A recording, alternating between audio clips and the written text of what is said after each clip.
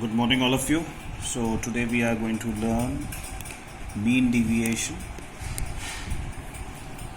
So, in case of mean deviation is calculated with the help of mean as well as median. So, in this particular question, we are going to discuss about how we can calculate mean deviation by using mean. So, here we have got a question. Marks have been given 0 to 10, 10 to 20, 20 to 30, so and so forth. And then there are number of students which have been shown to us.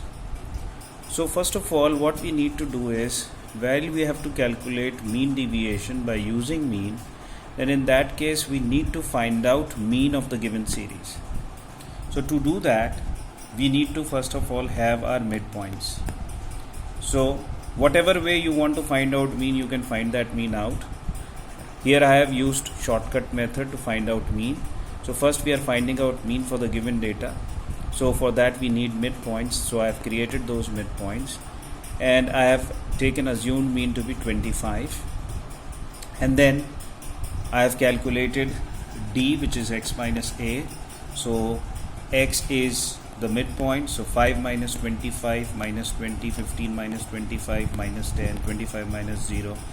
25 minus 25 gives you 0, 35 minus 25 gives you plus 10, and likewise you get this D, and then you multiply this D with the frequency.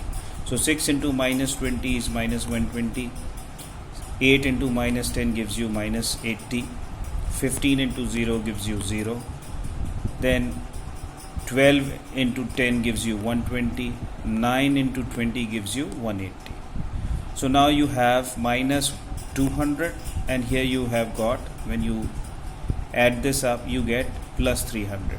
So what sigma FD comes out to be 100. Plus 300 minus 200, so you get 100.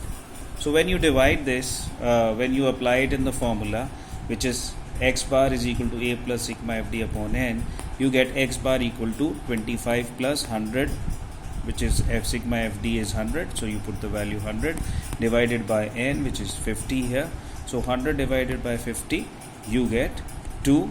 25 plus 2, you get x bar to be 27. Now how do we calculate mean deviation? So for calculation of mean deviation, what we do is, we apply the formula sigma of f into modulus d upon n. Now what does it mean? Modulus d is actually the modulus of x minus x bar. So midpoint is your x, and then you have already calculated the x bar of this particular series, which you can see here is 27. So you have to have a column called as modulus d. Modulus means that whatever value is going to come out, we are not going to consider the value. If it comes out to be negative, it will remain positive, and positive is always going to remain positive. So we are not going to consider anything negative sign. We are going to consider negative sign also as positive. So what we do is x minus x bar. So this is x, midpoint is x. So 5 minus 27 gives you minus 22, but we'll be writing 22 because the value is modulus. Then 15 minus 27 gives you 12. Again it is going to be minus 12, but we are going to write it 12. Then 25 minus 27, again it is going to be minus 2, but we'll be writing 2.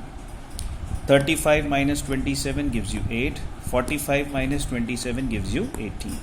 So you get your modulus D column ready. Once you have got your modulus D, then you multiply it with the respective frequency to get f into modulus D. So 6 into 22 gives you 132. 8 into 12 gives you 96.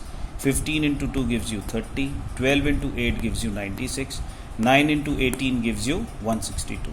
So according to the formula, you need to have sigma of f into modulus d. So you have sigma of f into modulus d. When you total this up, you get 516.